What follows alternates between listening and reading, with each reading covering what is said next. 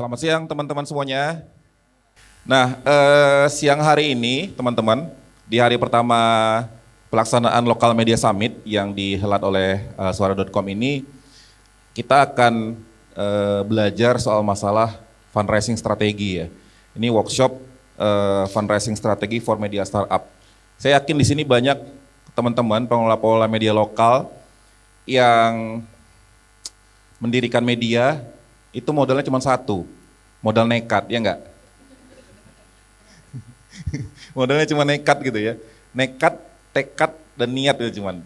Tapi belum berbicara ke masalah pembiayaannya bagaimana, finansial bagaimana, walaupun terseok tapi masih tetap semangat ya, itu luar biasa ya. Nah kita punya kesempatan yang bagus dikumpulin sama Sora.com untuk bisa belajar bareng-bareng ya di Local Media Summit. Nanti dua narasumber saya, kita kan sama-sama gali sama mereka, ya kita diskusi santai aja siang hari ini, jangan terlalu tegang.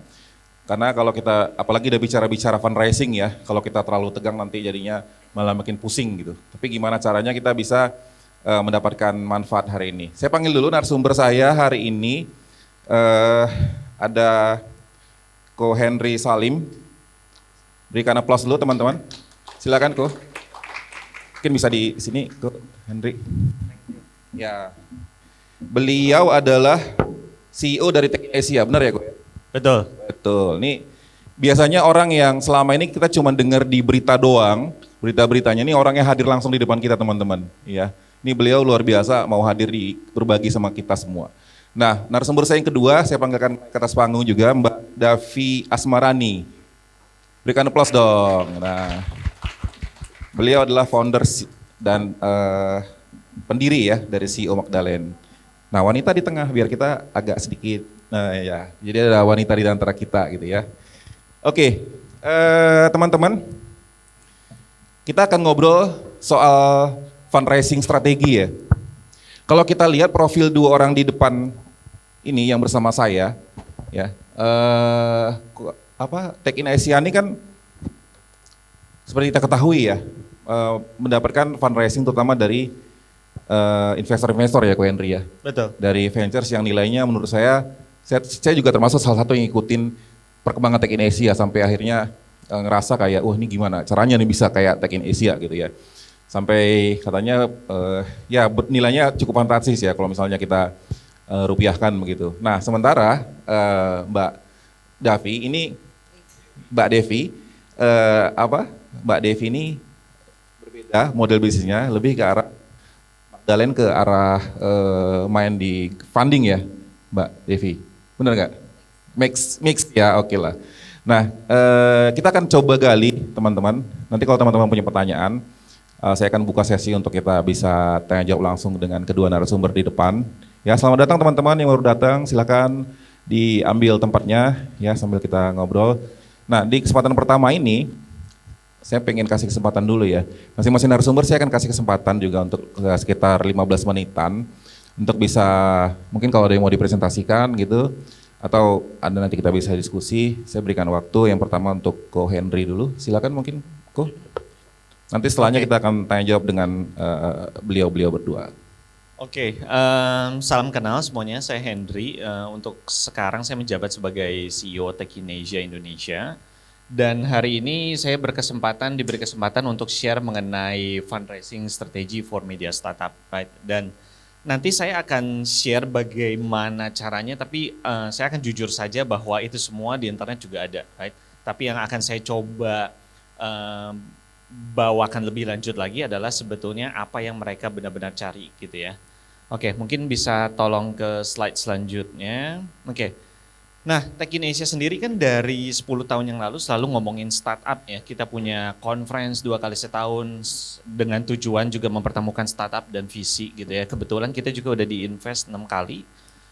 Jadi kurang lebih kita mengatakan diri kita mengerti sekali juga enggak, tapi kita sering ngobrol lah ya sama mereka dan sering mempertemukan. Jadi ketika kita tanya apa yang mereka cari ya nggak jauh-jauh dari 6 poin ini. Dan 6 poin ini juga ada di internet by the way. Nah, yang pertama, saya nggak akan bahas satu persatu secara detail karena sebetulnya menurut saya pribadi ada sesuatu yang missing dan itu nggak ada di sini gitu ya. Tapi sure kalau misalkan ketemu VC, dia akan lihat apakah foundernya passionate gitu ya. Dalam artian foundernya ngerti apa yang dia omongin, foundernya juga punya visi ke depan. Pokoknya kalau lihat foundernya dia nggak sabar untuk ngelakuin kerjaan dia gitu ya, ketimbang founder yang kelihatannya pasif itu kerasa dan kebaca ya. Nomor 2 itu product market fit atau traction, jadi basically bisa nggak dibuktiin ada growth-nya, right? Product market fit nggak selalu berbicara mengenai growth, tapi basically si produk yang kita bikin itu kepake nggak gitu ya. Nanti kita akan bahas lebih lanjut lagi. Nah yang ketiga adalah market size. Angka ketika kita bikin nanti deck, kita bikin perkiraan market size 100 juta, 200 juta segala macam, tapi angka it's angka gitu ya. Kebanyakan saya akan bilang mungkin 90% tidak mencapai apa yang mereka taruh di deck mereka gitu ya. Dan bahkan perusahaan-perusahaan yang gede-gede itu juga nggak mencapai apa yang menjadi target mereka. Jadi market size itu juga visi-visi juga udah banyak ya ngelihat deck dan dia ngelihat kita bilang market size seluruh orang Indonesia dia akan nyengir aja dalam hati gitu ya. Tapi pada dasarnya adalah yang dicari dari market size apakah mungkin untuk ngetarget semua orang Indonesia gitu aja gitu ya. Jadi kalau bikin produk contohnya sepatu anak tapi bikinnya market size-nya seluruh orang Indonesia ya jelas nggak mungkin kan yang orang tua pakai sepatu anak. Itu satu contoh yang sedikit stupid untuk didengar. Tapi kalau ngelihat berbagai banyak deck yang disubmit, stupidnya juga sama sih sebetulnya. Nama produknya aja beda. Yang keempat, competitive advantage, ini udah clear. I think kita juga udah sama-sama tahu, saya akan skip. Team member juga biasanya CEO, C-level, mereka ngerti apa yang bicarain, apa enggak, dan segala macam. Right? Sama exit strategy. Jangan lupa mereka taruh duit buat dapat duit. Right? Dan duit yang mereka taruh ke kita, mereka kumpulin dari investor lainnya yang disebut principal gitu ya. Jadi di atas visi ya tentu aja ada yang lebih atasnya lagi, mereka yang taruh duit di visi dan tujuan mereka adalah dapat duit gitu. Jadi kadang-kadang kita lupa yang ini, jadi pada dasarnya exit strategy itu mereka udah taruh let's say sekitar 1M misalkan, 1M-nya ini pada akhirnya mereka akan cari 7M, 8M mungkin gitu ya. Dan gimana cara si startup itu membantu mereka mendapatkan itu? Ada kemungkinan nggak gitu ya? Karena visi juga tidak ada yang tahu kan siapa yang akan mati setahun lagi atau siapa yang akan menjadi the next unicorn misalkan. Mereka juga nggak tahu. Tapi yang mereka pengen tahu adalah at least ada kemungkinannya gitu ya untuk mencapai itu. Nah, boleh next slide. Nah, masalahnya adalah tidak ada cara untuk meyakinkan investor tanpa memberikan real value dan clear product market fit. Maksud saya gini, untuk sebuah bisnis yang dibikin, jadi bisnisnya let's say udah ada, terus kita kerjasama bareng membuat sebuah deck yang luar biasa bagusnya, right? Biasanya kalau kita juga ketemu investornya dan pitching deck yang sangat bagus tadi, itu di slide ketiga juga udah kebantai sebetulnya, right? Nah, maksud saya gimana? Maksud saya gini, kalau let's say bulan depan saya memutuskan untuk bikin sebuah media / blog ya, dan saya tanya ke investor, saya ketemu investor dan saya bilang saya mau bikin sebuah media nih ngebahas mengenai kota Bandung, tempat saya lahir. Dan saya akan ngebahas apa aja yang terjadi di Bandung, dinamikanya seperti apa gitu ya. Nah pertanyaan yang langsung mungkin pertama adalah apa bedanya sama 35 media lain yang ngebahas hal yang sama gitu. Dan kalau saya bilang, oh saya akan menulis lebih in-depth dan lebih lengkap, itu tuh pertanyaan-pertanyaan yang jawabannya nggak membantu sama sekali gitu ya. Lebih in-depth, lebih lengkap, pertanyaannya adalah apakah orang-orang yang bacanya butuh lebih in-depth atau lebih lengkap, atau mereka membutuhkan hal lain gitu ya.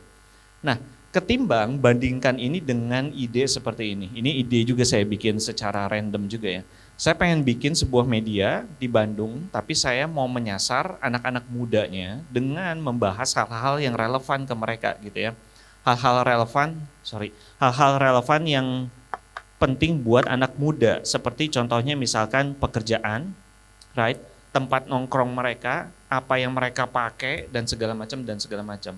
Saya punya clear visi bahwa nanti yang bacanya adalah anak-anak muda yang punya buying power, kemampuan untuk membeli gitu ya. Dan nanti cara saya dapat duitnya adalah saya kerja sama dengan brand. Contohnya adalah brand sepatu misalkan. Dan bahkan brand sepatu ini juga udah punya startup sendiri dan dapat funding ya, namanya USS. Jadi perbandingan nomor 1 dan perbandingan nomor 2, yang nomor 2 ketika Bandung udah kita kuasain dengan market yang jelas, market yang punya power, saya nanti bisa bilang bahwa saya akan expand ini ke Jakarta, ke Makassar, ke tempat-tempat lainnya, dan eventually saya jadi naungan besar untuk media anak muda gitu ya. Ya mungkin juga sudah coba dilakukan juga misalkan sama IDN misalkan gitu ya. Tapi di sini tuh kita bisa melihat bahwa ada 2 perbedaan yang sangat signifikan. Satu, simply mau caplok semuanya tapi nggak jelas visinya. Yang kedua, visinya sudah jelas dan dia bahkan sudah bisa membayangkan gimana dia bekerja sama brand gitu ya. Karena kalau kita ngobrol sama brand, basically kan brand mencoba menjual sesuatu ya, dan mereka butuh orang untuk beli gitu. Jadi kalau misalkan kita targetin orang-orang yang nggak nyambung sama brandnya atau nggak daya belinya juga nggak sesuai dengan apa yang ditawarin, ya brandnya akan eventually belajar itu dan mencoba untuk cari media-media lain yang actually nge-serve hal yang tepat gitu ya. Nah, mungkin bisa ke slide selanjutnya. Jadi ini ada gambar mie sampai kapal gitu ya. Ini apaan? Ini adalah perusahaan Samsung yang pertama kali jualan noodle. Udah gitu mereka eventually berubah menjadi salah satu pembuat kapal terbesar di dunia. Tapi tahun lalu revenue terbesar mereka datangnya dari chip manufacture, bikin chip. Jadi kita bisa lihat Samsung taunya TV, tapi mulai dari mie sampai dengan bikin kapal, mereka salah satu yang terbesar juga sampai saat ini. Nah, maksud saya adalah model bisnis itu seharusnya juga sudah berani berubah ya. Kalau dites nggak jalan, tugas kita adalah sebetulnya mencari apa yang jalan gitu. Kalau di Techinesia, misalkan setiap 6 bulan sekali kita ngelakuin bersih-bersih website gitu ya, dalam misalkan link-link yang kita pernah taruh kita crawl ulang, itu banyak yang mati setiap 6 bulan. Mungkin jumlahnya ada puluhan sampai ratusan gitu. Itu menandakan bahwa yang kita tulis tahun yang lalu sekarang websitenya udah mati gitu ya. Jadi kalau bisnis aja startup banyak yang mati, secara internally banyak ide kita juga sebetulnya yang bakal mati. Tapi pertanyaannya adalah apakah mereka dicoba atau enggak gitu ya. Bahkan tidak mencoba ide itu menutup pintu-pintu yang lain juga. Oke, ini kita bisa ke next slide. Nah, ini saya nggak tahu ini ada berapa ya, mungkin ada sekitar 23, 24. Ini saya copas dari sebuah internet, jadi ada salah satu visi di luar sana, nggak ada presentnya di Indonesia, jadi saya juga mungkin tidak kasih namanya. Tapi mereka buka salah satunya khusus untuk media, ya kan. Tapi yang mereka cari adalah hal-hal seperti ini, gitu kayak apakah medianya punya inovasi di CMS, di EdTech, platform, audio podcasting, 360, paid content, dan teman-temannya gitu. Nah yang kalau saya lihat, beberapa media sedang merambah ke sini, tapi kebanyakan masih cukup, ya kalau saya bilang tradisional ya, ada konten, ada iklan, and that's it. Dan itu cuma satu dari puluhan yang ada di depan sini gitu. Contohnya AI, machine learning, sama data robot, journalism. Di Techinesia itu kita punya satu bot namanya Tia Bot. Dia nulis artikel dan kita kan pakai sistem subscription ya, berlangganan. Kalau kita bandingkan secara konsisten, si bot yang nulis sendiri ini dia mengenerate revenue lebih banyak daripada satu orang gitu. Mungkin setara 1,5 sampai 2 orang secara konsisten gitu. Nah pertanyaannya adalah untuk nge-build sampai ke situ butuh investment nggak? Jelas butuh, right? Dan investmentnya dapat dari mana ya? Salah satunya sebetulnya ya dari investment yang kita dapat, tapi sebetulnya adalah bisa juga dengan pengurangan expense, right? Jadi ketimbang let's say kita punya, ini saya cuma nyebutin angka-angka dalam skenario yang mengada-ngada ya. Let's say kita punya 50 writer, kalau kita cut 20 writer, kita punya modal lebih yang tadinya harus kita bayarin buat 20 writer, kita kembangin machine learning, dan eventually mereka akan pay it back dalam waktu 2-3 tahun. Right? Tapi saya Begini, ini semacam dilema juga antara melakukan satu ya ada yang namanya juga kan tadi saya bilang let go 20 orang juga bukan hal yang mudah ya kan. Tapi itulah yang terjadi secara global gitu. Either mereka ambil uang dari luar or mereka cut cost tapi mereka tahu cost yang dipotong bukan simply dipotong tapi dialokasikan untuk ngetes hal-hal yang lain gitu. Dan itu yang membuat media-media di luar sana itu juga growing beberapa ya, nggak semua, but growing very fast dan very technological driven dan itulah yang dicari oleh investor sekarang gitu ya. Ada teknologi apa di belakangnya gitu. Mungkin ke slide selanjutnya. Jadi ini saya ambil dari Reuters kalau nggak salah, subscription itu sekarang consider sebagai salah satu revenue stream terpenting di atas ads gitu ya. Ini data nggak kelihatan di posisi. Ya ini datanya juga publicly available, jadi beberapa ini dilakukan survei 234 media dari 43 country, termasuk Tech in Asia juga mengadopsi sistem revenue yang seperti ini ya, subscription. Apakah itu works? Saya nggak bisa bilang itu 100% works, tapi kita lagi coba gitu ya. Tapi untuk mencobanya juga butuh sebuah konsep ya yang clear. Apakah tiba-tiba orang mau bayar? Kalau bagi kita itu 688.000 setahun. Apakah tiba-tiba orang mau bayar? Kenapa mereka harus bayar gitu? Kita akan menjawabnya dengan kalau nggak bayar nggak bisa temuin datanya di tempat lain gitu. Dan kita double check apakah nggak ada lagi di tempat yang lain gitu.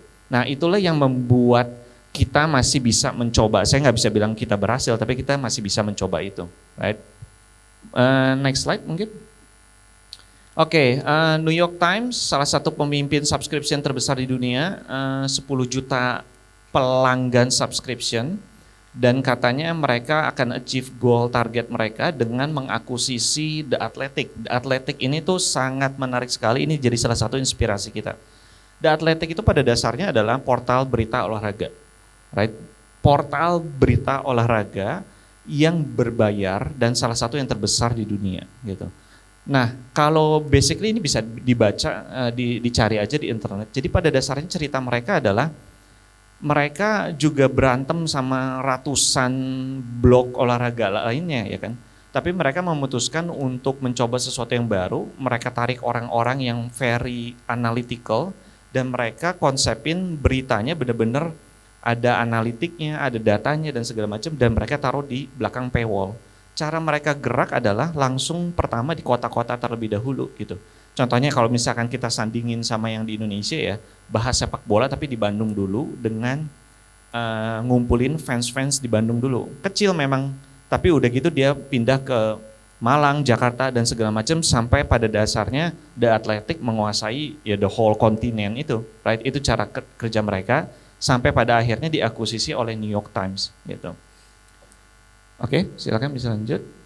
Nah, ini juga salah satu news agregator namanya Smart News dari Jepang, ekspansi ke US. Mereka juga ngabisin waktu, pengguna-penggunanya itu ngabisin sekitar 5 jam di Smart News. Itu tuh lebih banyak daripada Google sama Apple ditambahin, right? Kerjaan mereka ngapain? Agregator gitu ya.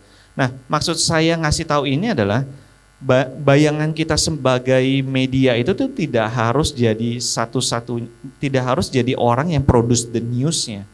Kalau tadi kita balik ke slide yang awal yang ada 20 list, itu pada dasarnya setiap item itu bisa ada pemainnya. Dan di Indonesia saya lihat belum terlalu banyak pemainnya. Tapi benang merahnya adalah siapa lagi yang tepat melakukannya daripada media yang mengerti bagaimana cara media works gitu ya. Oke, selanjutnya. Nah ini mungkin kayaknya slide terakhir, ini Donat Media, saya juga jarang nonton, tapi ini pada dasarnya YouTube ya yang dapat funding gitu. Jadi kita tuh nggak berantem funding sama rekan-rekan media lain, enggak. Kita berantem funding itu sama yang lain-lain juga gitu ya.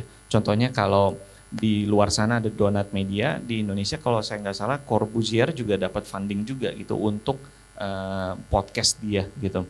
Dan podcast juga salah satu yang dapat funding, Noise juga dapat funding itu dari Indonesia kemarin. Jadi ngebayangin funding itu jangan lihat bahwa quote and quote kompetitor dari media lain, enggak. Kita tuh cuma punya sekitar enggak 24 jam ya, 8 jam tidur, sisanya itu di fight sama berbagai macam hal. Sosial media berantem untuk ngedapetin waktu kita. Netflix juga berantem ngedapetin waktu kita. Media juga berantem di level yang sama, yaitu waktunya gitu ya. Jadi jangan ngebayangin kalau saya bikin blog game nggak ada kompetitornya, berarti saya aman. Enggak, karena saya nggak berantem sama blog kompetitor games lain, saya berantem sama waktu pembaca saya itu habis pakai apa, apakah ngeliatin TikTok atau apa segala macem gitu. Jadi ada slide selanjutnya nggak? Nggak ada, oke. Ini slide terakhir. Jadi saya rasa itu yang bisa saya bagiin, singkat, tapi kalau ada pertanyaan, yang kalau sensitif juga salah satu dari culture kita itu transparan, jadi saya akan coba kasih setransparan mungkin, tapi kalau overly sensitif ya mungkin saya nggak bisa share ya. Itu aja, thank you. Terima kasih Ko Henry, kita berikan aplaus dulu dong teman-teman ya. Luar biasa nih penjelasannya. Saya sebenarnya udah banyak juga penasaran pengen menggali lebih jauh apa yang disampaikan Ko Henry tadi, tapi saya mau berikan dulu kesempatan kepada Mbak Devi untuk menyampaikan ya. Saya berikan waktu 15 menit ya. Silakan Mbak. Ya, makasih. Halo, selamat siang teman-teman. Maaf suara saya agak serak dikit abis nyanyi tadi malam. Gak bohong. Lagi gak enak tenggorokannya. Jadi mungkin saya sedikit berbeda dari Mas Henry karena saya salah satu pengagum Tekken Asia dan saya salah satu pembaca dan subscriber. Magdalene di polar opposite ya, tadi udah dibilang kami berbeda dari sisi funding juga berbeda. Nah mungkin yang saya ingin kasih lihat sekarang ini adalah memberi contoh bagaimana saya melakukan pitching. Apakah itu proposal ke waktu itu pernah ya di sebuah acara media accelerator di mana ada visi, atau kalau saya pitching terhadap potential donor atau potential client. Next. Jadi bayangkan teman-teman ini seorang perempuan yang pinter, berpendidikan, punya rasa ingin tahu yang tinggi. Teman-teman punya akses ke pekerjaan ya, kerja, pendidikan, tetapi masih ada batas-batas, masih ada yang namanya glass ceiling yang harus dihadapi. Selain itu kita juga hidup di dunia yang masih penuh dengan kekerasan berbasis gender, seperti kekerasan seksual, mulai jalan di luar aja kita disuit-suitin, sampai di rumah sendiri pun seringkali tidak aman. Di selain itu juga ada norma-norma yang masih ada yang berbasis tradisi, agama dan sebagainya yang masih merestriksi gerakan kita dan sebagainya. Next.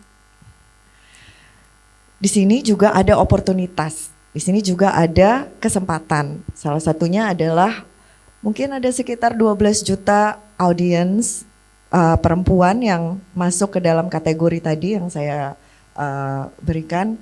Dan mereka mencari media atau sumber informasi yang bisa memvalidasi worldview mereka atau cara pandang mereka. Mungkin media-media yang ada terlalu terfokus pada lifestyle, kepada beauty, fashion dan sebagainya atau selebritas. Sementara perempuan tidak hanya itu yang diinginkan. Kemudian juga mereka juga mencari space atau ruang atau komunitas di mana mereka bisa merasa aman, di mana mereka bisa melakukan yang ingin atau mengejar ambisi mereka dan sebagainya tanpa ada dinilai atau dijudge.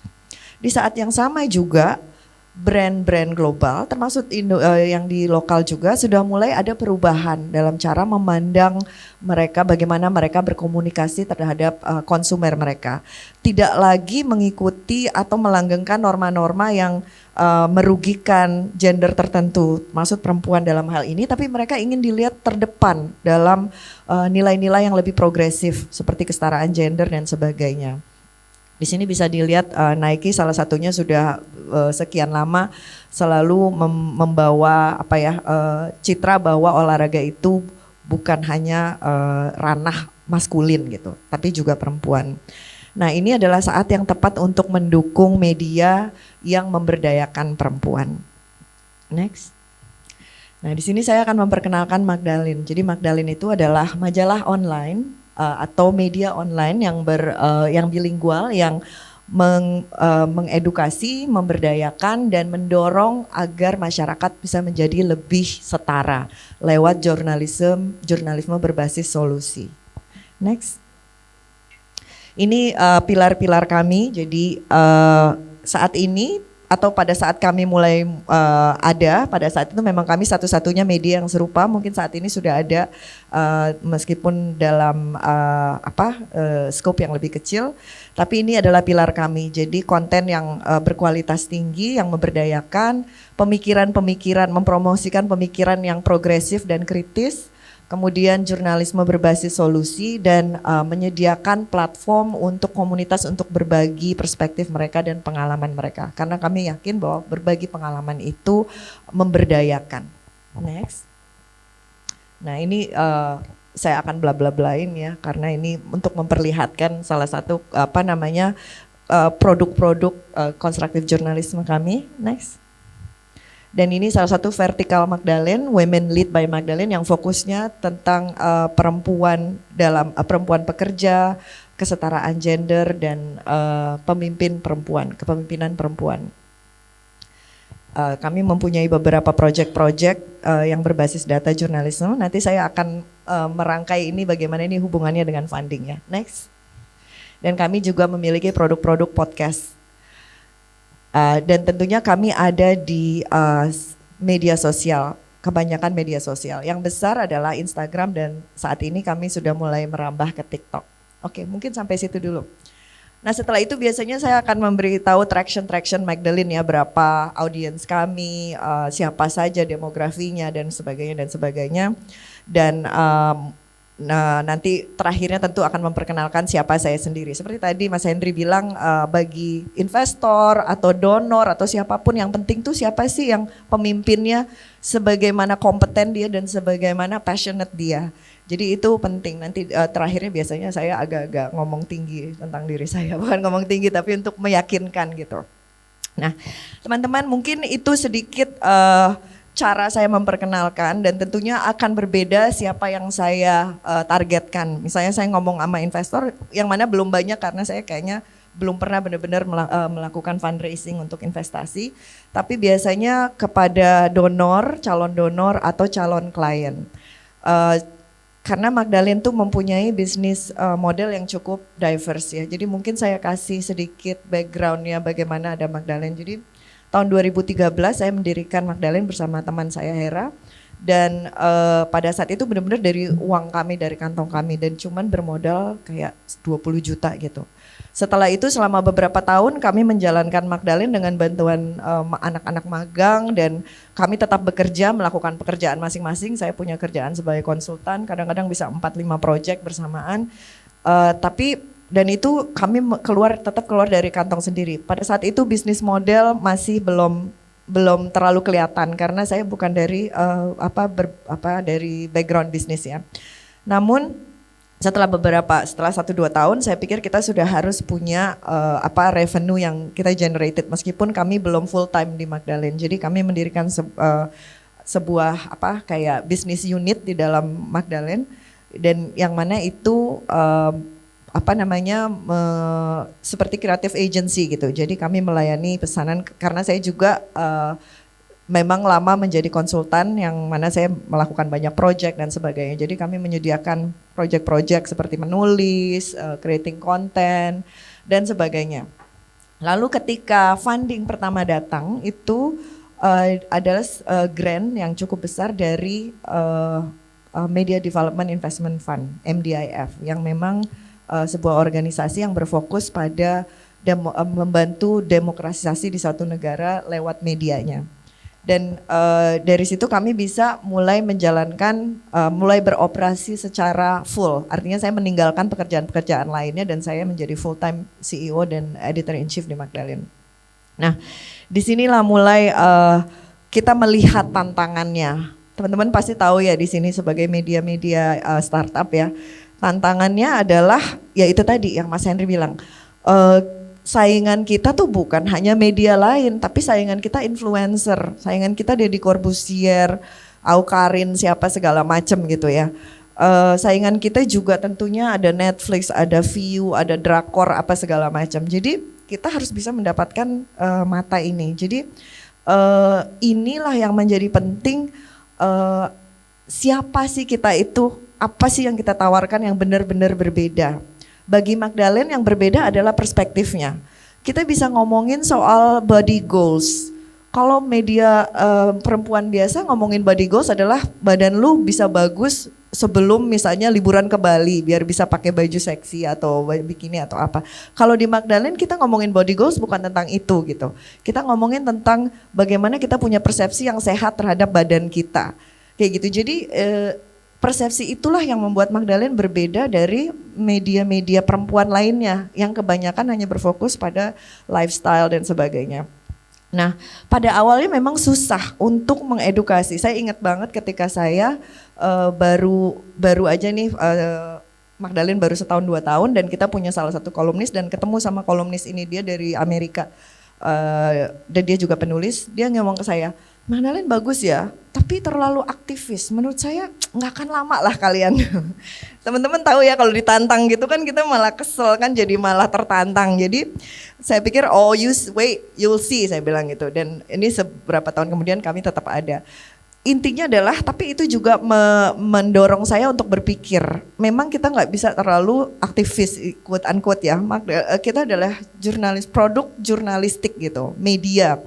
Jadi yang ditawarkan itu kita tidak kita memberi nilai dengan cara membawa pemahaman yang baru, awareness yang baru, conscience yang baru atau kesadaran yang baru, dan itu menurut saya yang akhirnya menjadi pembeda antara Magdalene dengan media-media yang lain. Nah dari situ mungkin perjalanannya cukup panjang, akhirnya kami mulai dikenal sebagai media yang seperti itu. Jadi akhirnya sekarang tuh sudah alhamdulillah dari sisi revenue sudah sangat terjadi banyak peningkatan. Yang pertama tadi saya bilang ada diverse ya beberapa revenue kami. Yang pertama memang masih ada grant dari situ. Nah grant ini biasanya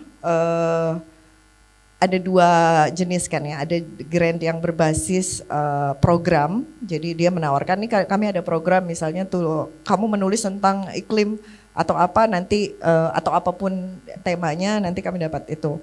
Atau ada juga yang memang dia memberikan untuk media secara operasional. Nah di 2 hal itu teman-teman harus bisa benar-benar membuktikan bahwa ini ini saya adalah media yang tepat untuk mendapatkan ini. Dan itu tadi saya bilang, saya selalu tekankan bahwa kita harus mengetahui siapa kita, siapa audiens kita, dan kenapa kita penting. Kenapa kita pentingnya itu menjadi sangat penting. Itu pertama dari donor.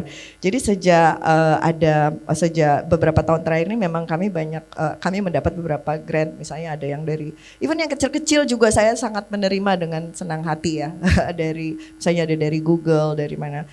Kemudian yang kedua adalah kami mendapatkan dari media partnership. Jadi media partnership itu bentuknya kan kita nggak mungkin jualan iklan ya, Magdalene audiensnya masih sangat sedikit untuk bisa dapat duit dari iklan. Jadi kami memberikan paket gitu atau paket yang biasanya bentuknya kampanye. Pasti media-media sudah terbiasa dengan ini, tapi untuk Magdalene ada sesuatu yang menjadi pembeda karena sifat kami atau karakter medianya yang sedikit yang progresif dan sedikit berani gitu. Jadi brand-brand tertentu justru mencari itu yang mereka mungkin tidak dapatkan dari media-media perempuan lainnya. Salah satunya adalah The Body Shop. Jadi sekitar tahun lalu ya kami mulai kerjasama sama Body Shop sekitar setahun, dan itu objektifnya adalah untuk mendorong disahkannya RUU kekerasan seksual. Karena kekerasan seksual adalah salah satu fokus isu Magdalene. Jadi selama setahun itu kami membuat program mulai dari konten tentunya, aktivasi, terus ada kami membuat webinar kayak road trip kayak tour ke universitas-universitas bekerja sama dengan 20 universitas untuk mengedukasi mereka, raising awareness dan bahkan memberikan capacity building training gitu. Jadi ini kami build dan menjadi satu paket yang keseluruhan gitu. Jadi ada kontennya, tapi juga Body Shop bisa menyentuh komunitas-komunitas yang mereka tidak bisa sentuh. Salah satunya adalah mahasiswa gitu. Kemudian juga kami kerjasama lain, misalnya saat ini dengan salah satu brand yang ingin membicarakan tentang mental health. brand ini adalah salah satu platform media sosial sebenarnya, tapi saya nggak bisa ngomongin di sini. Nah itu juga dilihat karena Magdalene selama ini rajin memberitakan tentang mental health. Jadi dia nggak semerta-merta datang ke Magdalene bilang karena kami media untuk perempuan, tapi dia melihat konsistensi artikel kami dan sebagainya, dan kualitas dan dampaknya itu yang dia butuhkan. Nah itu mungkin dua dari revenue source kami yang cukup besar. Yang ketiga adalah karena tadi saya udah bilang ketika awal-awal kami mempunyai creative agency. Creative agency itu yang sebenarnya kecil banget sih, dan itu sebuah bisnis unit ya, bukan sebuah perusahaan sendiri. Dan itu menyediakan berbagai macam layanan, dan itu masih sampai sekarang. Jadi seperti annual review, annual report, sustainability report dan sebagainya. Intinya adalah teman-teman, kita sebagai media kecil emang harus kreatif cari duit, harus kreatif, harus resourceful. Harus lihat cari-cari kesempatan. Saya menjadi kami juga mendaftarkan diri di kayak project-project tender pemerintah, kan suka ada tuh ya, itu saya pasang orang di situ untuk ngelihat. Nggak semua kita dapetin, tapi kalau ada ya kenapa enggak gitu. Tapi di luar itu juga kita ngelihat, misalnya ada kesempatan, misalnya lagi pandemi ini, misalnya kementerian mana atau dinas mana yang sedang membicarakan tentang ini, bagaimana kita bisa masuk ke situ dengan cara yang semuanya legal, legit ya, nggak ada yang ini. Jadi saya sebagai CEO pemimpin newsroom yang masih sangat kecil, staff kami sekarang 18 orang yang full time. Saya bisa bilang bahwa saya nggak malu. Dulu tuh saya sebagai wartawan, saya lama jadi wartawan ya, hampir 30 tahun. Saya sebagai wartawan dulu malu ngomongin duit. Tapi sekarang saya haram kan, kita haram. Tapi sekarang saya harus menggaji 18 orang tiap bulan. Jadi jadi saya harus tahu apa media saya seperti apa, gimana saya menjualnya, kenapa media saya ini bisa membantu brand Anda atau organisasi Anda, atau menjalankan program-program yang organisasi donor ini perlu jalankan dan sebagainya. Itu sih menurut saya yang paling penting kalau kita mau ngomongin soal pendanaan dan sebagainya. Mungkin situ dulu ya Mas ya. Ya, terima kasih Mbak Devi. Kita berikan plus dulu dong teman-teman. Ini keren banget nih. Satu yang saya tangkap tadi, kalau nggak salah modal awalnya Magdalene tuh 20 juta ya Kang? Iya tadi ya. Wih, itu lumayan gede Mbak. Kalau misalnya untuk, iya nggak teman-teman? Gede nggak? Tuh, karena kadang-kadang ya teman-teman kayak gini. Tekinesia nih boleh kasih spill nggak untuk berapa modal awalnya? Modal awalnya sih saya kurang tahu. Jadi karena begini ya, saya itu masuk Tekinesia sekitar 8 tahun yang lalu karena blog awal saya di game itu diakuisisi sama Tekinesia. Jadi dari sejak itu saya masuk ke Tekinesia dan bantu running operasinya yang di Indonesia. Nah kalau pertanyaannya blog saya yang dulu itu modalnya berapa, basically ya cuman beli domain aja sebetulnya. Beli domain sama nulis setiap weekend gitu.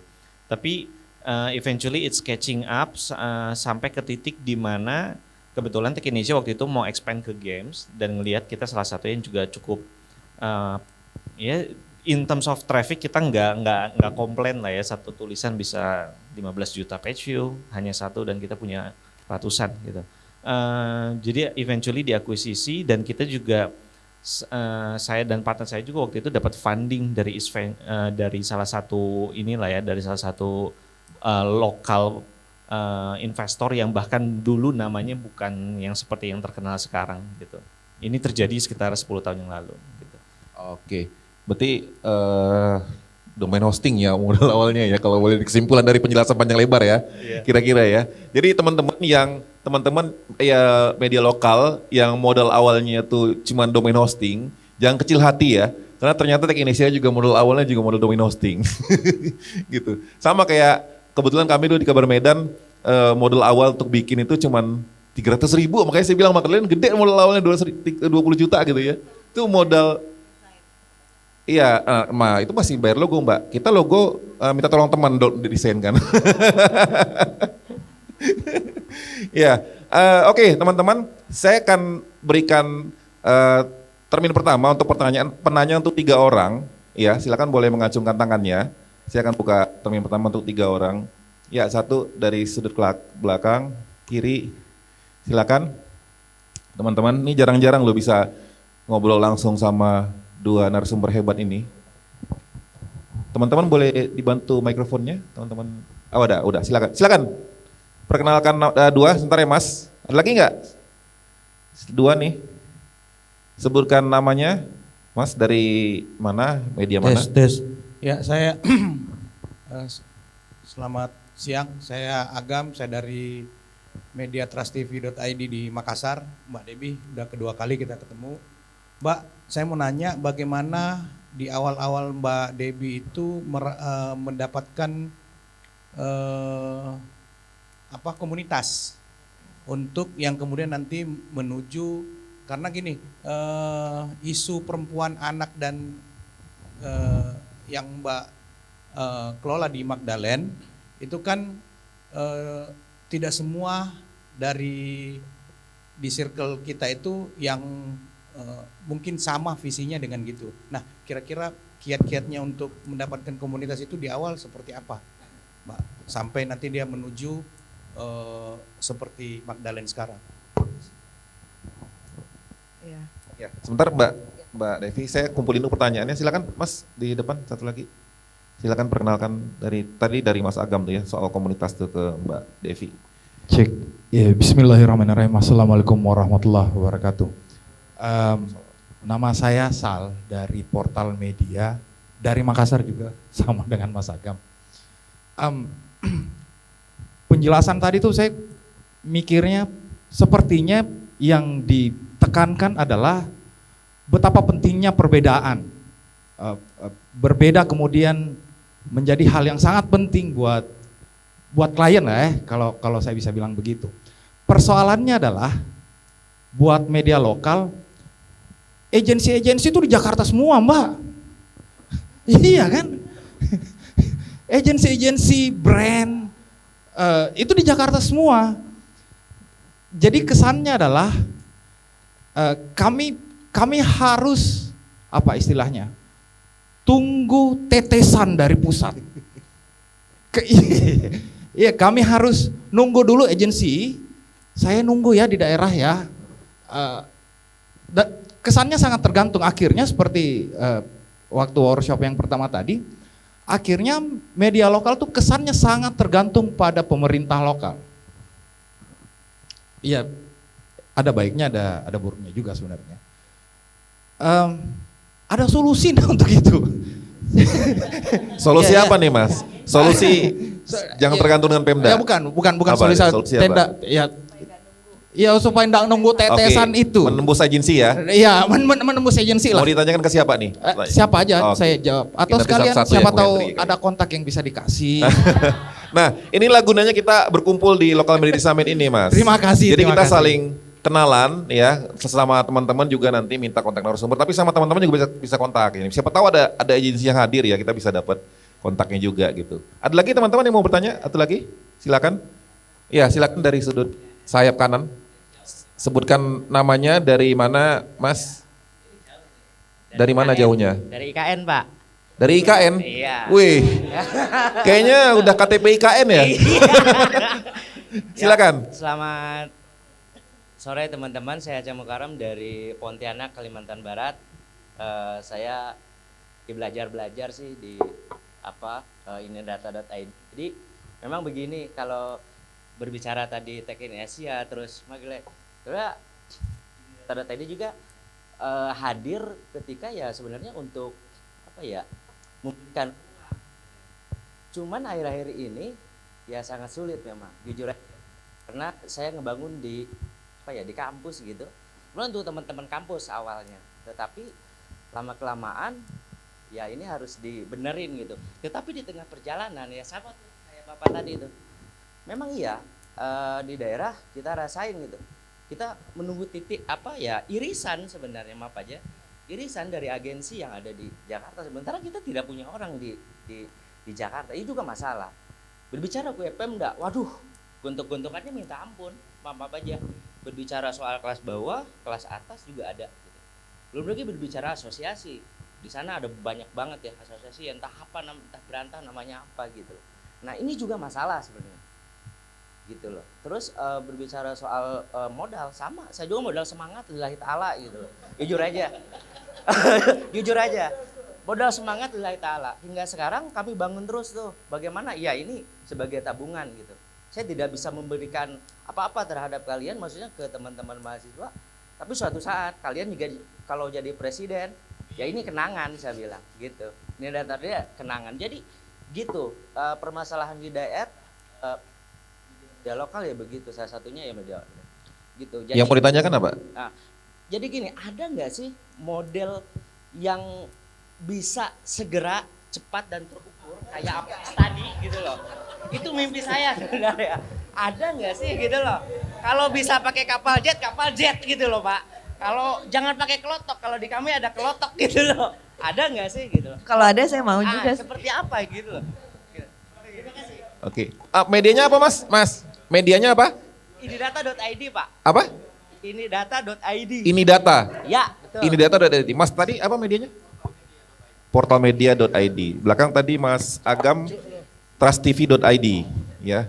Oke, teman-teman. Ini ada 3 pertanyaan menarik. Yang pertama soal mungkin membangun atau menggrab komunitas ya. Nanti Mbak Magdalena bisa jawab. Terus tadi menembus agensi, Ko Henry bisa bantu untuk jawab. Sama nanti itu kayak ada nggak sesuatu yang bisa kita lakukan untuk dapat cuan lah, kira-kira gitu ya bahasanya ya, untuk bisa formula apa tuh ya, itu juga saya mau kalau ada itu ya formulanya gitu ya. Kita juga Ko Henry juga saya yakin mau gitu ya. Oke, silakan Mbak.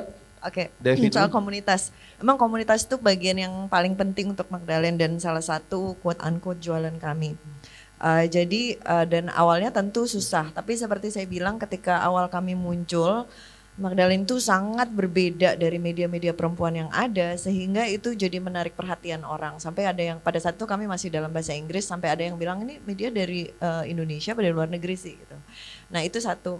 Kemudian ketika kami mulai menjalankan dan mulai ada kepentingan untuk benar-benar konsolidasi komunitas itu, kami tentu bekerja sama dengan komunitas-komunitas yang ada, dan komunitas perempuan udah pasti ya, komunitas feminis, perempuan dan sebagainya itu jadi salah satu. Jadi kami tap in, misalnya ada acara mereka, kami memprovide service kepada komunitas gitu. Jadi salah satunya adalah kami buka rubrik komunitas. Kalau di Magdalena ada rubrik komunitas, di situ teman-teman dari komunitas manapun selama itu sesuai dengan values yang kami usung, itu bisa kami bisa membantu mempromosikan event mereka atau komunitas atau kegiatan mereka di sosial media, di website. Jadi itu sudah kayak ini service kami loh buat komunitas, dan tidak hanya perempuan aja tapi juga apapun yang mungkin berbasis inklusi, keragaman dan toleransi dan sebagainya.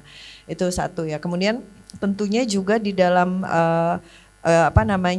di dalam Magdalena sendiri kami berusaha untuk secara internal juga mengkonsolidasi itu. Jadi caranya dengan membuat beberapa event. Memang waktu itu kita ya akhirnya harus keluar duit.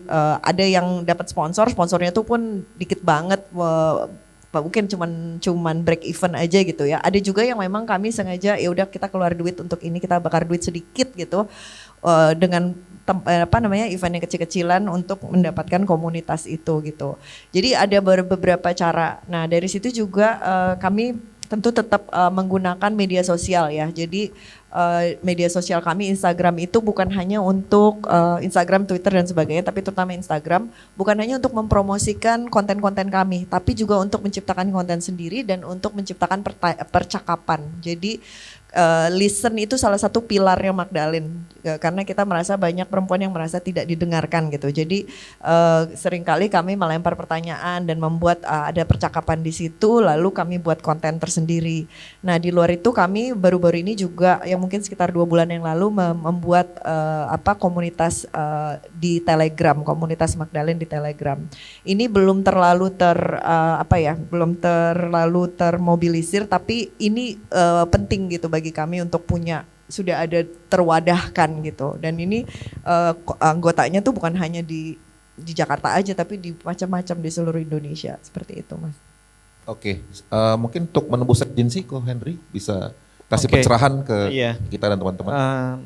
Jujur aja saya bukan orang yang paling tepat karena di Tech Indonesia tuh kita ada bekerja sama agency tapi hitungannya itu jarang sekali. Right? Hitungannya jarang sekali dan bahkan kadang-kadang tuh ya termin paymentnya juga kadang-kadang mereka yang urus. Jadi maksud saya adalah sebisa mungkin jangan gitu kalau dari kita gitu ya. Nah, tapi kita nggak menutup kemungkinan, right? Tapi kita juga nggak secara aktif membangun hubungan dengan agensi dan segala macam, right? Nah, tapi bagaimana cara way around that adalah kita, contohnya untuk Tech Indonesia, kita itu ngebikin sebuah komunitas yang kita rasa susah diduplikasi. Salah satunya adalah karena kita mungkin udah start agak early gitu ya. Di Indonesia sendiri kita udah start 10 tahun yang lalu ketika e-commerce itu masih sangat kecil sekali, mereka bukan siapa-siapa gitu. Saya juga beberapa kali ikut bareng sama founder-founder yang sekarang udah jadi menteri atau apa segala macam untuk ngisi acara di kampus dan segala macam. Saya masih ingat pengalaman-pengalaman itu, mereka belum sebesar sekarang gitu. Nah, ketika kita udah nyiptain sebuah community yang memang dari awal udah clear, kita juga bikin sebuah conference ya kan. Conference kita itu dihadirin misalkan 6.000 orang. Jadinya ketika brand itu tahu kita, mereka pengen langsung ke kita, ketika mereka udah tahu Tech Indonesia, mereka itu tuh kita mempermudah diri kita untuk ditemukan sama mereka gitu. Jadi beberapa brand-brand yang kita work adalah mereka bilang, soalnya kita ada agency, kita akan bilang, let's work together aja langsung gitu, karena itu akan jauh lebih cepat dan saya bisa cater komunikasinya. Dan kita in a way memposisikan bahwa ini bukannya arogansi atau apa, tapi kita memang nggak ngerti juga gitu ya dunia agency, jadi kita prefer langsung work directly aja gitu. Jadi maksud saya adalah memang ini akan butuh waktu yang lama dan kerja keras, tapi jujur aja kita juga tidak mengandalkan agency, kita langsung bikin produk yang hopefully bisa sustainable sendiri. Contohnya ketika kita bikin subscription, in terms of traffic kita kehilangan banyak traffic tentu aja, tapi in terms of like revenue kita juga nggak bisa bilang bahwa kita udah thriving luar biasa, tapi kita tiba-tiba sekarang punya revenue gitu yang tadinya nggak pernah punya gitu ya. Selama 8 tahun beroperasi tidak punya, tiba-tiba kita punya revenue gitu ya. Tahun pertama revenue sekian, tahun kedua almost doubling, dan ini masuk tahun ketiga ya ada stagnansi, sure. Saya nggak akan tutup-tutupin karena ya kondisi and all segala macam, tapi kita punya revenue dari situ gitu. Dan itu juga membantu kita untuk tarik napas dan memikirkan dari mana lagi sumber revenue kita selanjutnya gitu. Nah, contohnya yang kita lagi kerjain sekarang adalah kan rata-rata yang datang ke Tech Indonesia itu founder, CXO, meaning CTO-nya, CEO-nya itu yang datang ke kita, right? Baca website kita. Karena memang secara natural kan mau baca aja bayar, berarti kan memang orang-orang yang memang merasa kalau saya bayar itu akan worth it untuk saya bayar ya kan. Nah, tapi selanjutnya kita juga merasa the next expansion-nya apa gitu yang natural buat kita, dan kita misalkan salah satunya berpikir orang-orang yang menjadi penggerak roda di belakang startupnya, contohnya kayak product manager, UI UX manager, marketing manager, mereka itu datang kemana gitu. Karena Tech Indonesia nggak punya konten seperti itu. Jadi mungkin bagi kita itu adalah expansion kita selanjutnya gitu. Jadi sorry kalau bermuter-muter, tapi saya rasa saya nggak bisa jawab yang bagian gimana cara work with agency, karena kita juga nggak work dengan mereka on bahkan monthly basis juga saya nggak bisa bilang, mungkin satu quarter ada satu, dan itu pun satu item doang mungkin gitu ya. Nah, saya mau lanjut sendiri mengenai model yang tadi disebutin. Ya basically nggak ada sih. Sayangnya nggak ada, basically nggak ada. Saya bisa bilang bahwa saya dulu waktu bikin company yang pertama itu very very lucky ya, sangat-sangat beruntung. Jadi yang saya bikin waktu itu adalah sebuah blog yang bahas tentang game, as simple as that.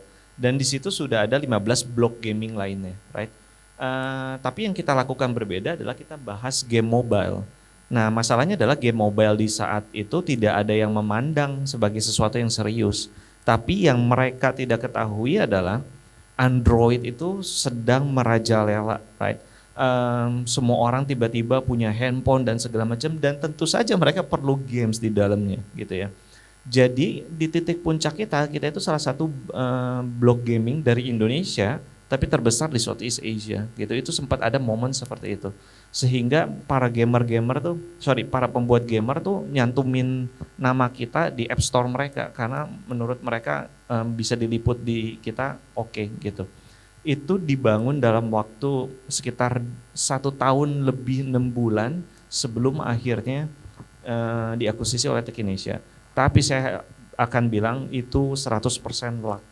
Karena kita lagi quote and quote riding the wave Android yang sedang gila-gilanya. Tapi ada fakta satu menarik adalah kita mulainya pakai game iOS, iPhone. iPhone mungkin sekarang udah cukup quote and quote mainstream lah ya, tapi di zaman dulu 10 tahun yang lalu itu tuh hanya orang-orang aneh yang pakai iPhone menurut saya gitu.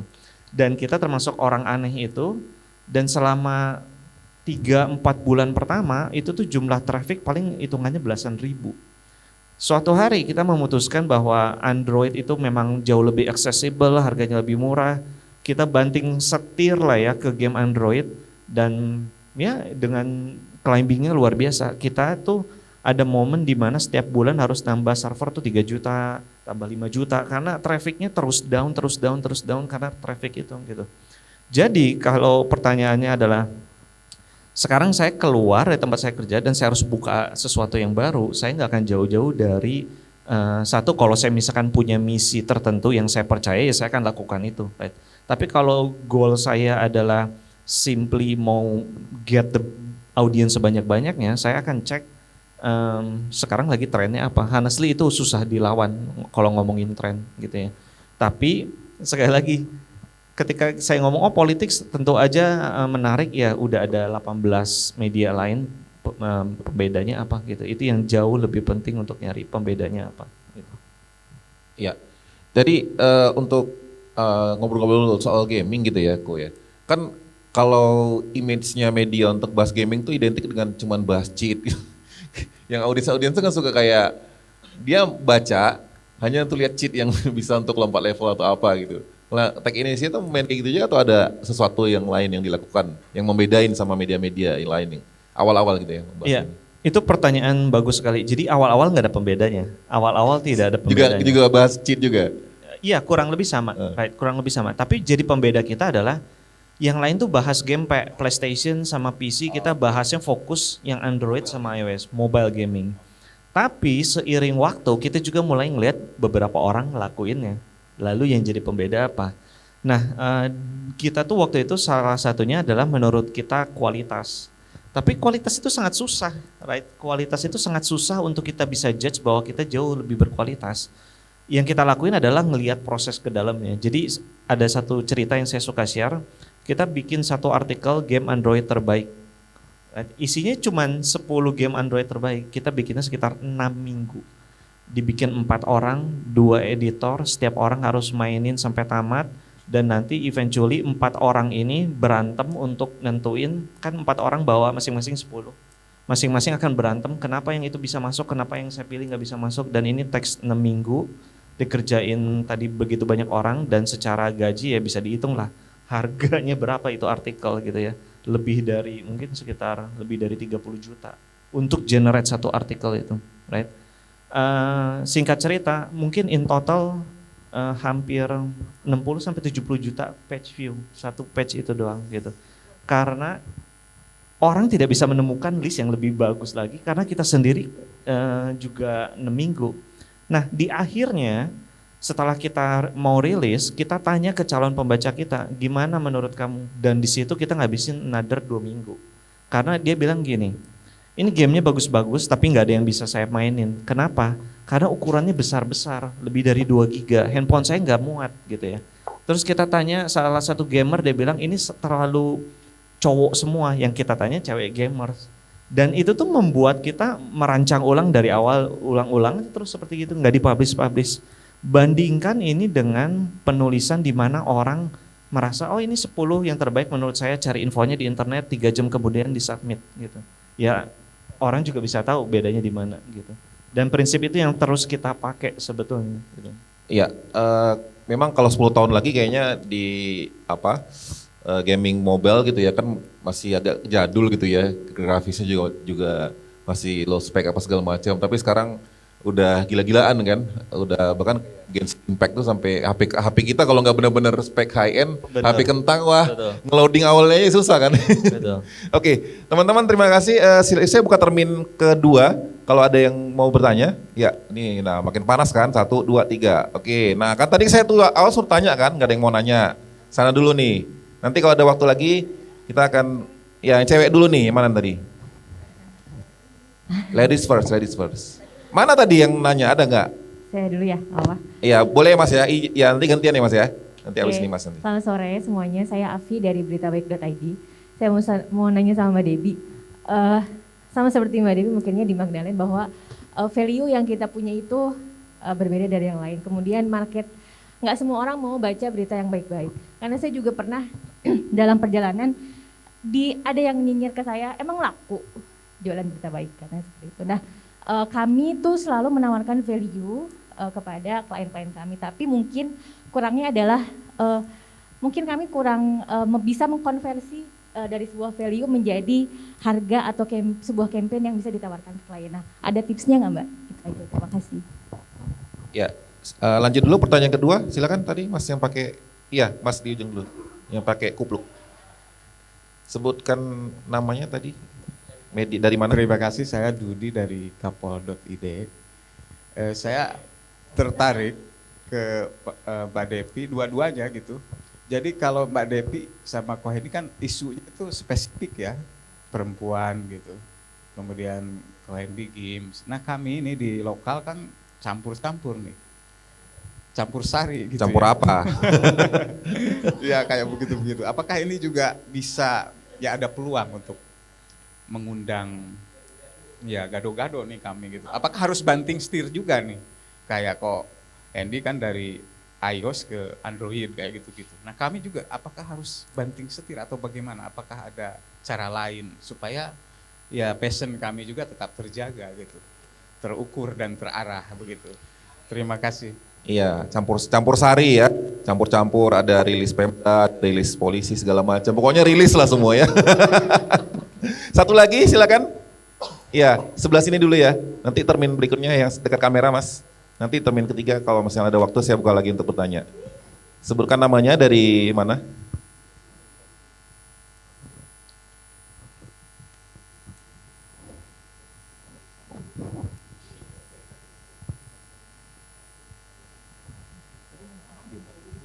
Cek. Selamat siang, nama saya Rizky dari penamas.id. Yang saya ingin tanyakan ke Ibu Bos yang Magdalene, ya Ibu Devi ya, Ibu Devi, seberapa efektif atau seberapa seringkah intensitas kita baiknya untuk merawat community? Karena tadi kan community unsur yang paling dominan untuk audiens. Baiknya atau efektifnya berapa lama sekali ya? Dan cara untuk treatment offline-nya seperti apa? Dari Magdalene, terima kasih, selamat siang. Kita tampung dulu ya pertanyaannya teman-teman, nanti kalau ada waktu saya pun buka untuk termin berikutnya. Mungkin yang pertama Mbak Devi boleh komen? Makasih Mbak, kayak kita pernah ketemu ya. Nah, tadi soal kualitas ya, kualitas. Emang ini selalu jadi dilema karena sekarang ini yang berkualitas belum tentu yang dicari. Makanya tadi saya senang denger begitu intensifnya labornya untuk satu artikel, ternyata itu bagus gitu page view. Tidak selalu seperti itu karena banyak juga dari sisi Magdalene yang kami create sebuah project yang besar apa segala macam, tapi tidak sebanyak misalnya artikel tentang drakor apa ya atau tentang BTS gitu kan. Nah, terus gimana cara kita menerjemahkan? Jadi gini, di Magdalene sendiri kami memang semuanya tuh harus berkualitas, itu udah pasti, dan semuanya harus ada angle gender. Tapi kami membagi-bagi juga, jadi ada artikel-artikel yang memang kita targetkan untuk sedikit quote-unquote berat gitu, atau Magdalene banget lah berat. Tapi ada juga artikel-artikel yang kita buat lebih ringan, misalnya kita menggunakan drakor, kita tap into apa sih yang lagi ngetop BTS, K-pop dan segala macam, tapi tetap memasukkan unsur perspektif gender di situ. Lalu tentu kita tetap ada artikel-artikel SEO. Jadi itu sih yang mencoba membawa masuk ini. Tapi SEO-nya bukan yang kayak CEO cantik atau mayat cantik kayak gitu ya. Gitu. SEO-nya tetap dengan cara yang berkualitas, tetap manis, cantik gitulah istilahnya. Nah, terus gimana sih cara kita menerjemahkannya menjadi harga? Nah, ini juga menurut saya satu tantangan juga nih untuk media-media yang berbasis misi ya. Itu seringkali orang tuh tidak mengharapkan untuk mengeluarkan duit atau berinvestasi atau membayar sebanyak kayak media-media yang dijual kuantitas kayak misalnya ADN Times, Kumparan apa dan sebagainya gitu ya. Dibandingkan misalnya dengan Magdalene, ya gue sama Kumparan Woman nggak bisa gitu kita harganya sama. Tapi itu kalau kita berhubungan sama klien atau calon klien atau agensi yang memang pandangannya nggak di luar itu gitu. Jadi menurut saya sih ini butuh edukasi yang luar biasa sih. Bagi kami di Magdalene itu beberapa tahun pertama itu benar-benar mengedukasi. Yang pertama bahwa butuh loh kita perspektif seperti ini dan bagus untuk brand untuk bisa tap into ini. Yang kedua, Magdalene juga perlu pembelajaran sendiri kayak yang dilakukan oleh Tech in Asia, oleh gaming websitenya sebelumnya. Itu kita pelajari, oh ternyata orang tuh suka loh kalau kita bahas drakor gitu. Ternyata orang suka. Jadi kita benar-benar ngomongin soal pop culture apa. Jadi nggak hanya semua tentang isu gender, kekerasan apa semua, karena itu juga akhirnya kalau nggak terbaca buat apa gitu kita buat. Jadi menurut saya sih untuk bisa menjual itu ke harga ya, menentukan nilai ya kita harus meningkatkan tractionnya dulu gitu, memperbanyak audiensnya, meningkatkan trafficnya dan sebagainya, dan itu perlu strategi tersendiri gitu. Jadi kita harus lihat lagi ke strategi konten kita gitu. Terus tadi kayak ada 2 lagi ya. Nanti mungkin bisa Ko Henry bisa lanjut dulu ya. Untuk soal konten ya, kalau konten campur sari itu gimana caranya untuk bisa mendatangkan back views atau apa? Atau harus ada satu konten yang niche, yang sempit yang harus kita garap gitu?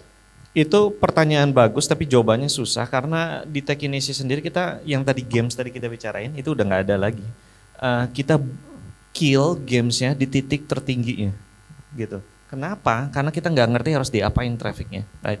Nggak ngerti karena ya salah satunya kita, ya saya belum sejago itu aja untuk ngerti.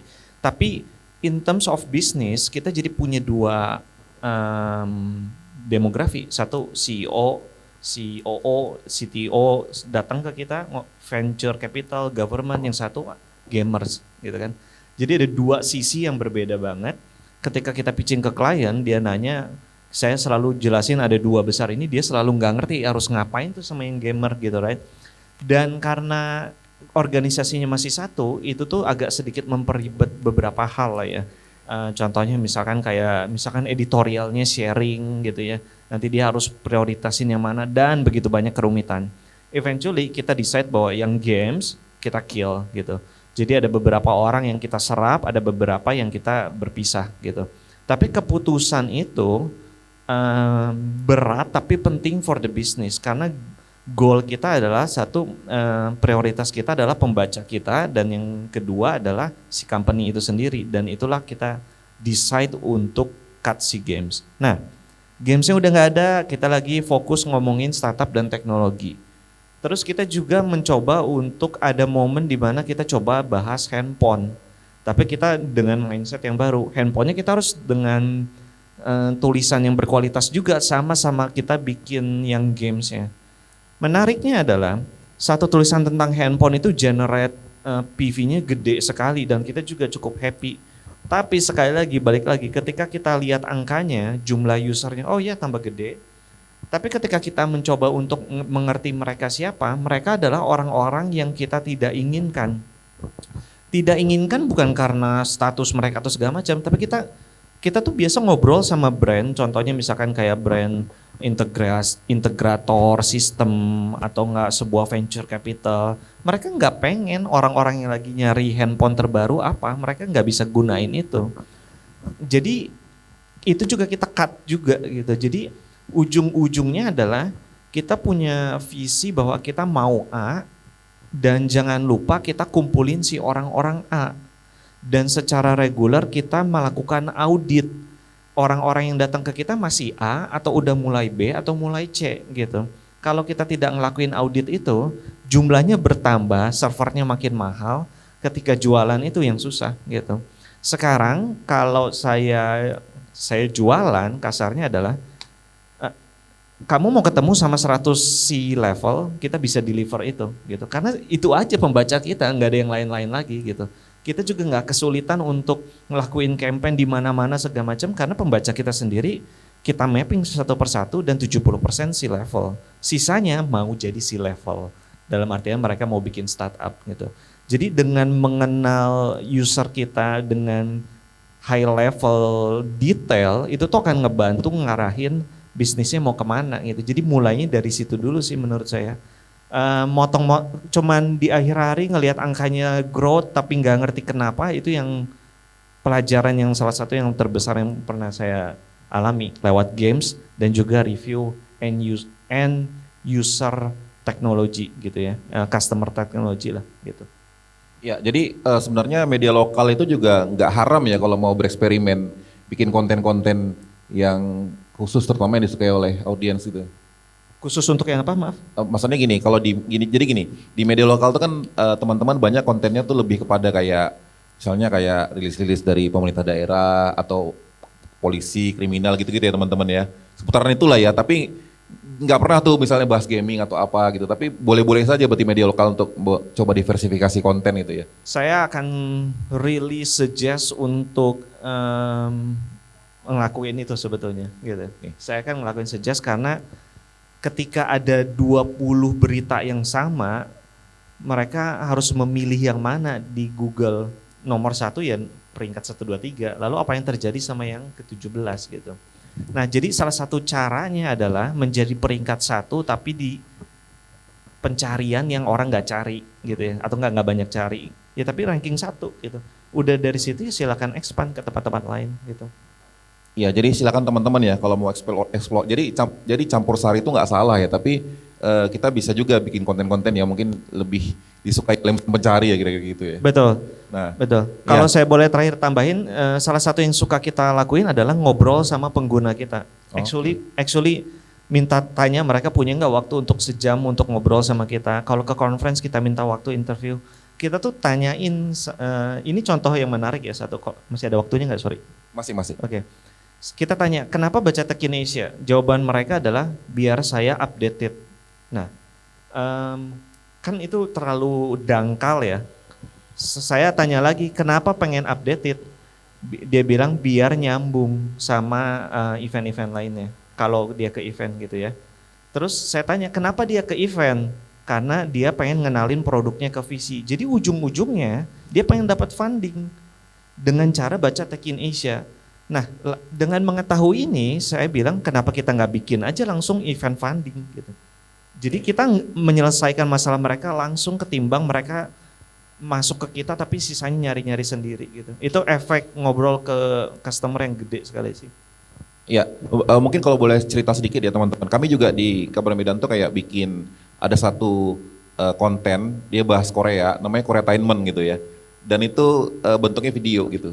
Bukan hanya sekedar artikel teks, kalau teks kan udah banyak ya, tapi video yang posting ke medsos, ke TikTok, Snack segala macam gitu. Nah, masalahnya kita ini kan banyak anak-anak wartawan apalagi ngeposting kepolisian di pengadilan tuh nggak ngerti Korea kan gitu. Termasuk saya gitu. Saya punya ide, tapi gimana? Nah, akhirnya kita hire tuh anak-anak yang suka-suka sama K-pop, anak muda gitu ya.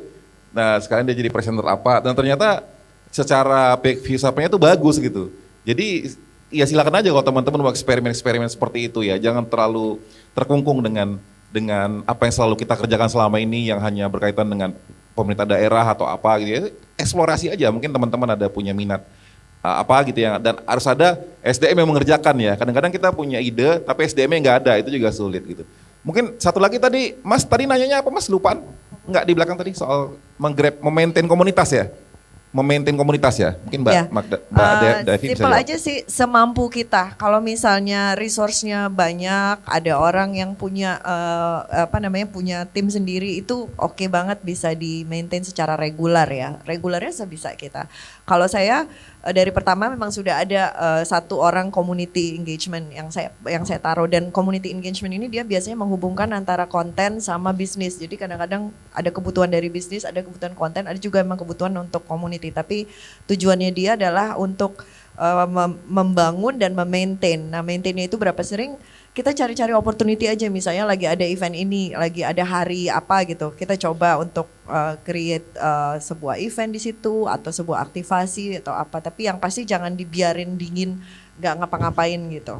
Ya, itu yang kadang-kadang untuk media lokal juga jarang kita lakukan gitu ya. Jadi kayak tadi berbicara dengan audiens seperti yang dilakukan Tech in Asia, kemudian juga menjalin hubungan dengan komunitas seperti yang dilakukan oleh Magdalene gitu ya. Itu kita kan media lokal tuh ya jujur aja jarang yang melakukan itu ya teman-teman ya.